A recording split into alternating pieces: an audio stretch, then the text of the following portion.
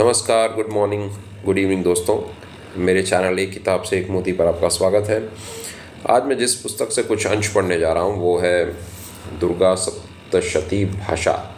क्योंकि मूल रूप से ग्रंथ तो संस्कृत में है, तो ये उसका भाषानुवाद है और इसके अनुवादक हैं आचार्य पंडित शिवदत्त मिश्र, प्रकाशक हैं सावित्री ठाकुर प्रकाशन, वाराणसी। इस पुस्तक को मैंने माता सिद्धेश्वरी का जो मंदिर है सिद्धवना में, उसके परिसर से खरीदी थी।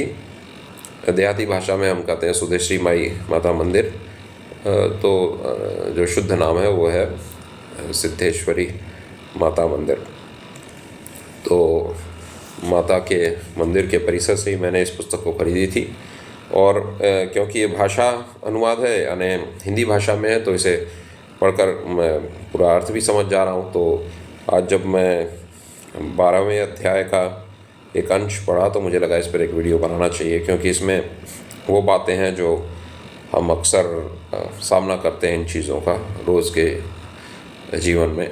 हर दिन जो हमें कुछ ऐसी समस्याओं का सामना करना पड़ता है, उन्हीं के बारे में है कि कैसे दुर्गा सप्तशती के पाठ से ये समस्याएं दूर हो सकती हैं। पाठ या श्रवण से। तो श्रवण का अर्थ है सुनना, तो और पठन पाठन यानी आप या तो पढ़ना पठन पाठन। तो आप जब पढ़ते हैं तो आप सुनते भी हैं। तो पढ़ने में क्या होता है कि हम खुद भी श्रम कर रहे हैं, यानी पढ़ रहे हैं, मेहनत कर रहे हैं, और हमें वो हमारी वाणी सुनाई भी दे रही है। तो उससे मुझे लगता है उससे ज़्यादा लाभ होता है। और सुनने में तो हम कोई और पढ़ रहा है या टेप रिकॉर्डर से हम सुन रहे हैं, यानी रिकॉर्डेड यूट्यूब का कोई रिकॉर्डिंग सुन रहे हैं, या किसी मंदिर में है और हम कथावाचक के मुंह से सुन रहे हैं, या जो पाठ कर रहा है उसके मुंह से सुन रहे हैं। तो सुनने का तो लाभ है ही, इसमें कोई संदेह नहीं है।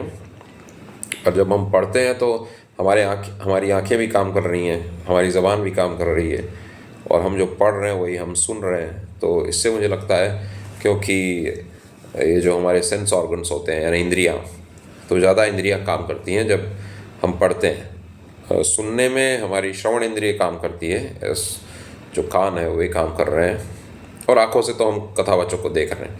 पर जब हम पढ़ते हैं तो हम शब्दों को देख रहे हैं आँखों से, कानों से सुन रहे हैं जो हम स्वयं पढ़ रहे हैं, और हमारी जीभ भी काम कर रही है और हमारे होंठ काम कर रहे हैं, तो मुंह का भी काम है उसमें। तो इसलिए मुझे लगता है कि ज़्यादा लाभ उससे होता होगा। खैर ये मेरी बस थियरी है, इसका मेरे पास कोई प्रमाण नहीं, सर्टिफिकेट प्रमाण मतलब इसका प्रूफ नहीं है, एविडेंस नहीं है मेरे पास।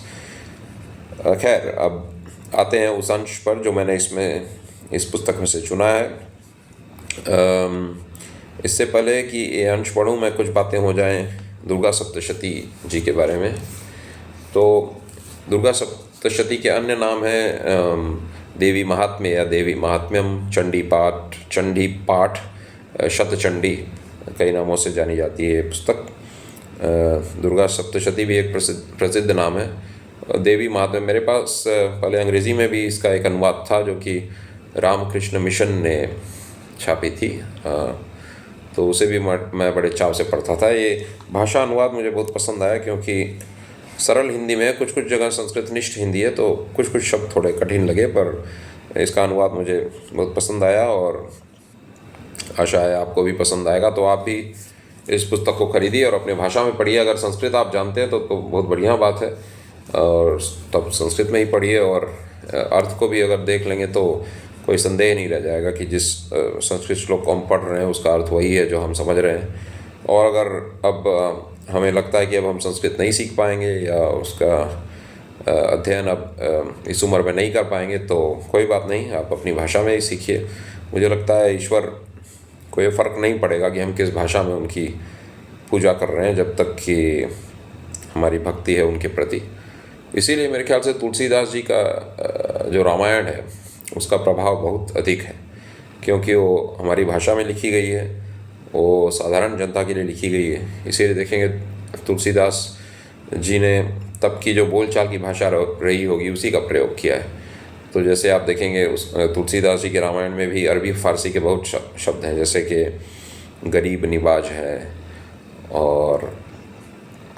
और उनके जो विनय पत्रिका है उसमें तो और भी कई शब्द हैं, जैसे गुलाम है, राम गुलाम, और भी कई शब्द हैं अरबी फ़ारसी के। रामचरितमानस में ही बहुत सारे, जिनस है मेरे ख्याल से, जिनस जैसे कोई एक प्रकार होता है मेरे ख्याल से उसका अर्थ। तो कई सारे शब्द हैं अरबी फ़ारसी के, उस पर मेरे ख्याल से कई पुस्तकें भी लिखी गई हैं, कुछ पहले के ज़माने में, अभी का तो मुझे जानकारी नहीं है। कुछ पुस्तकें भी लिखी गई हैं कि तुलसीदास जी ने किन किन अरबी फ़ारसी शब्दों का प्रयोग किया था। तो अपने उनके ज़माने की जो बोलचाल की भाषा थी उसी भाषा में उन्होंने रामचरितमानस लिखी है। तो आज की बोलचाल की भाषा है हिंदी, मतलब जो शुद्ध भाषा है, यानी शुद्ध यानी जो सरकार की भाषा है, या जो ऑफिशियल लैंग्वेज जिसे कह सकते हैं, या स्टैंडर्ड मानक जो भाषा है वो हिंदी ही है। तो हिंदी में हम अच्छे अच्छे ग्रंथ पढ़ सकते हैं और उनका अर्थ समझ सकते हैं। मेरा तो ये मानना है कि हम वेदों को भी हिंदी में पढ़ सकते हैं। जैसे संस्कृत जिन्हें नहीं आती, मैं उनकी बात कर रहा हूँ, तो जिन्हें संस्कृत का ज्ञान नहीं है तो वो वेदों को पढ़ें, उनका अच्छा अनुवाद खरीद के वेदों को पढ़ें, महाभारत को पढ़ें, रामायण को पढ़ें, और जो हमारे अन्य ग्रंथ जैसे उपनिषद हैं, उपनिषदों को पढ़ें, और जो हमारे पुराण हैं उनको पढ़ें, और फिर अपनी अकल से उनको समझें और अपने आचरण को बदलें उनके अनुसार। खैर, ये तो बात हो गई इस बात की कि भाषा में पढ़ने से क्या लाभ होते हैं। जब हम अर्थ समझते हैं तो उस पर आचरण करना हमारे लिए आसान हो जाता है। तो आइए अब बात करते हैं इस अंश की, जो कि 12वें अध्याय में है। इसमें दुर्गा सप्तशती में कुल 13 अध्याय होते हैं, तो मैं 12वें अध्याय से ये अंश पढ़ता हूँ और फिर हम कुछ इस पर चर्चा करेंगे। मेरा यह महात्म्य मेरे सान्निध्य की उपलब्धि कराने वाला है। उपासकों के द्वारा साल भर तक पशु, पुष्प, अर्घ्य, धूप, दीप, गंध आदि श्रेष्ठ सामग्रियों द्वारा पूजन करने, ब्राह्मणों को भोजन कराने, हवन करने, प्रतिदिन अभिषेक करने, नाना प्रकार के भोगों का अर्पण करने तथा दान देने से मुझे उतनी प्रसन्नता नहीं होती जितनी इस उत्तम चरित्र का एक बार श्रवण करने से होती है। तो ये जो बाकी और कई मुश्किल काम हैं, जैसे साल भर तक पशु, पुष्प, अर्घ्य, धूप, दीप, गंध आदि श्रेष्ठ सामग्रियों द्वारा पूजन करने और ब्राह्मणों को भोजन कराने, हवन करने, और अनेकों बातें हैं जो इसमें, उनकी अपेक्षा माता को क्या पसंद आता है कि उनका उत्तम चरित्र हम एक बार श्रवण कर लें, सुन लें। इस महात्म्य को सुनने से पाप पुंजों का क्षय एवं आरोग्य लाभ होता है। मेरी उत्पत्ति का कीर्तन करने से समस्त भूतों से रक्षा होती है तथा मेरा युद्ध संबंधी चरित्र दुष्ट दानवों का संहारक है। इसके श्रवण मात्र से ही मनुष्य निर्भय हो जाता है। तो अगर आपको निर्भय होना है तो पाठ कीजिए, श्रवण कीजिए दुर्गा सप्तशती का। हे देवताओं, तुमने और महर्षियों ने मेरी स्तुतियाँ की हैं तथा ब्रह्मा जी द्वारा की हुई स्तुतियाँ सभी कल्याणकारी बुद्धि देती हैं। तो आपको सद्बुद्धि चाहिए तो भी आप पाठ कीजिए सप्तशती का। वन में, सुनसान स्थल में या दावाग्नि से घिरे जाने पर, जनहीन स्थान में, लुटेरों के चक्कर में आ जाने पर, शत्रुओं द्वारा बंदी होने पर, अथवा वन में सिंह, व्याघ्र, जंगली हस्तियों के पीछा करने पर, हाथियों या हस्तियाँ, पता नहीं, इसमें तो हस्तियाँ लिखा है। सिंह, व्याघ्र, जंगली हस्तियों के पीछा करने पर, राजाज्ञा से बंधन या वधस्थल पर ले जाने के, वधस्थल यानी जहाँ मारा जाता है किसी को, मुझे लगता है मृत्यु दंड जहाँ दिया जाता होगा, वधस्थल पर ले जाने के समय, अथवा समुद्र में यात्रा करते समय तूफान के कारण नाव डगमगाने पर, भयंकर युद्ध में शस्त्रों का आघात होने, वेदना से पीड़ित होने, इतना ही नहीं वरन समस्त भीषण बाधाओं के सामने आने पर जो कोई इस चरित्र का स्मरण करता है वह व्यक्ति संकट के पार हो जाता है। तो चरित्र का स्मरण करना अत्यावश्यक है अगर संकट के पार होना है। तो मेरे प्रभाव से सिंह आदि हिंसक जंतु नाश को प्राप्त होते तथा लुटेरे एवं शत्रु भी मेरे चरित्र का स्मरण करने वाले लोगों से दूर भाग जाते हैं। तो संकट को पार करने के लिए चरित्र का स्मरण आवश्यक है, और श्रवण के बाद ही स्मरण होता है, यानी श्रवण या तो पठन पाठन के बाद ही आप स्मरण कर पाएंगे। और स्मरण तभी हो पाएगा जब आप अर्थ को समझें, यानी शब्दों का केवल स्मरण नहीं, जो उनका चरित्र है। जैसे देवी ने कई राक्षसों का और असुरों का संहार किया था, उनका नाश किया था, तो इस चरित्र को जब आप स्मरण करेंगे अपने दिमाग में, अपने मस्तिष्क में, तो आप में निर्भयता आ जाएगी। तो आइए कुछ चीज़ों के बारे में चर्चा करते हैं। पहली बात जो कही गई है, पहली या मतलब जो मुख्य मुख्य बातें वो मैं बता देता हूँ इस वीडियो में। तो दुर्गा सप्तशती के पाठ का, चाहे वो संस्कृत में हो चाहे भाषा में, मुझे लगता है दोनों तरीके से लाभ होगा। तो अगर आप नियमित रूप से पाठ करते हैं दुर्गा सप्तशती का, तो आपको क्या लाभ होंगे उस पर कुछ चर्चा करते हैं। तो आप निर्भय हो जाएंगे, क्योंकि जब आप माता की कथा पढ़ेंगे इसमें दुर्गा सप्तशती में, तो कैसे उनकी उत्पत्ति हुई और कैसे दुष्टों का उन्होंने संहार किया, कैसी बहादुरी से वे सामना करती थी असुरों का, जो मेरे ख्याल से हजारों या लाखों की संख्या में आते थे कभी कभी। जैसे रक्त बीज की इसमें कहानी है, मेरे ख्याल से रक्त की, खून की जब बूंद उस राक्षस की गिरती थी ज़मीन पे, तो उससे भी कई राक्षस उत्पन्न हो जाते थे। मुझे तो ऐसा ही याद है। पहले मैं दुर्गा सप्तशती का नियमित पाठ करता था, अभी तो जब समय मिलता है तो पाठ करता हूँ, पर अब नियमित रूप से पाठ करने का मेरा मन है और मेरी इच्छा है। तो ऐसी ऐसी कहानियाँ जब आप पढ़ेंगे तो उसमें ज़रूर लगता है कि हम भी बहादुरी से मुश्किलों का सामना कर सकते हैं। तो ये जो असुर हैं वही हमारे, इस तरह भी हम देख सकते हैं इन कहानियों की, ये जो समस्याएं हैं, हमारी परेशानियां हैं, और जो खासकर जो बुराइयां हैं हमारे अंदर, वो सब असुर हैं, और जो अच्छाइयां हैं और उनको अच्छाइयों की जो बुराई पर विजय होती है वही माता की शक्ति है। तो ऐसे भी हम सोच सकते हैं इन कथाओं के बारे में। तो निर्भय होने के लिए इन कथाओं का स्मरण बहुत ज़रूरी है।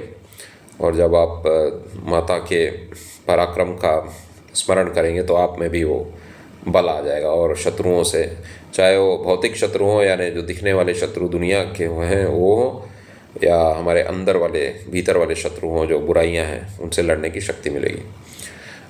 दूसरी बात है भीषण बाधाओं को पार करने के लिए।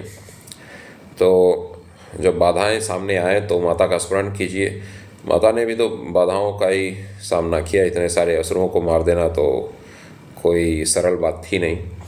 तो ये जब आप माता की कथा का स्मरण करेंगे, बार बार स्मरण करने की बात मैं इसलिए कर रहा हूँ कि इसमें भी यही दिया गया है कि आप स्मरण करेंगे तब आपको निर्भयता प्राप्त होगी और आप भीषण बाधाओं को पार कर लेंगे। तो कथा को जो ये सुने या कथा को सुने या आप स्वयं पठन पाठन करें, पढ़ें, तो दिमाग में वो बात आपके, जैसे विजुअलाइजेशन इसको अंग्रेजी में कहा जाता है, यानी वो चित्र या चलचित्र बोल सकते हैं, वो आपके दिमाग में रहना चाहिए कि माता ने कैसे युद्ध किया और कैसे उन्होंने हराया असुरों को। तो उससे ज़्यादा प्रभाव पड़ता है मेरे ख्याल से आपके जीवन में। तो भीषण बाधाओं को आप पार कर लेंगे माता का चरित्र स्मरण करने से। आपको आरोग्य लाभ होगा। स्वास्थ्य के लिए शक्ति अत्यंत आवश्यक है, और माता तो शक्ति का ही रूप है, तो निश्चित रूप से हमें आरोग्य लाभ होगा, हम स्वस्थ होंगे। पाप पुंज के क्षय के लिए, तो पाप दूर होंगे हमसे। सद्बुद्धि की देवी भी हैं माता, तो बुद्धि की कमी की वजह से भी हमसे पाप होते हैं, क्योंकि पाप कर्म ऐसे होते हैं कि उस समय हमें ठीक लगता है। जैसे गीता में कहा गया है, बुरा काम वो है वो, जिस वक्त हम बुराई करते हैं उस वक्त तो हमें अमृत जैसा लगता है, पर उसका परिणाम होता है जहर की तरह या विष की तरह। वैसे ही जो अच्छा काम होता है वो करते समय तो हमें विष जैसा लगता है, पर उसका परिणाम होता है अमृत का। तो देवी तो सद्बुद्धि की देवी हैं। तो सद्बुद्धि का अर्थ ये भी होता है कि दिमाग को उसी दिशा में दौड़ाएं या चलाएं, या उसे अनुमति दें अपने दिमाग को कि वो सही रास्ते पर ही चले, मस्तिष्क गलत रास्ते पर न जाए। जैसे गायत्री मंत्र है वो भी यही है कि ईश्वर हमारी बुद्धि को सही दिशा में प्रेरित कर दें, यही प्रार्थना है ईश्वर से। तो माता सद्बुद्धि की देवी हैं, तो आप निश्चित रूप से पाप से दूर दूर हटेंगे। और आपको पढ़ना होगा या सुनना होगा दुर्गा सप्तशती, अगर ये सब लाभ आपको चाहिए। तो यही मुझे आज बात करनी थी मुख्य रूप से कि दुर्गा सप्तशती के पढ़ने का लाभ क्या होता है। तो आप इस पुस्तक को खरीदें। मैंने तो जैसा मैंने बताया, सिद्धेश्वरी माता का जो मंदिर है सिधौना में, वहाँ से मैंने खरीदी थी। आप ऑनलाइन भी मंगा सकते हैं। दुर्गा सप्तशती भाषा, और इसके लेखक हैं आचार्य पंडित शिवदत्त मिश्र। हमें बहुत आभारी होना चाहिए इन आचार्यों का, या जो भी अनुवाद करते हैं, क्योंकि वे बड़ी मेहनत करते हैं अपनी शिक्षा पाने के लिए, संस्कृत का विद्वान बनने के लिए खूब पढ़ाई करनी होती है, और फिर वे अपनी विद्वत्ता का इस्तेमाल समाज की भलाई के लिए करते हैं, अनुवाद करते हैं। तो हमें बड़ा ही बहुत धन्यवाद देना चाहिए इनको। तो आचार्य पंडित शिवदत्त शास्त्री मिश्र को भी, शिवदत्त मिश्र जी को, क्षमा कीजिए, आचार्य पंडित शिवदत्त मिश्र को हमारा धन्यवाद है। उन्होंने भाषा में हमारे लिए ये उपलब्ध की है पुस्तक, जिससे कि हिंदी जानने वाले भी लाभ उठा सकें। तो अंत में बस एक बार मैं ये कुछ बातें दोहरा दूं कि दुर्गा सप्तशती का अगर आप पाठ करते हैं और इनके पराक्रम के बारे में जानते हैं, इनकी उत्पत्ति के बारे में जानते हैं, और इनकी जो स्तुतियाँ हैं उनको आप पढ़ते हैं इसमें, और आप इनके पराक्रम का स्मरण करते हैं, तो आपको ये लाभ होंगे। आप निर्भय हो जाएंगे, आप भीषण बाधाओं को पार करने की शक्ति प्राप्त करेंगे, आप आरोग्य लाभ पाएंगे, स्वस्थ रहेंगे, और आपके पाप पुंज कम होंगे, दूर होंगे। तो आप दुर्गा सप्तशती सुनिए और पढ़िए। धन्यवाद।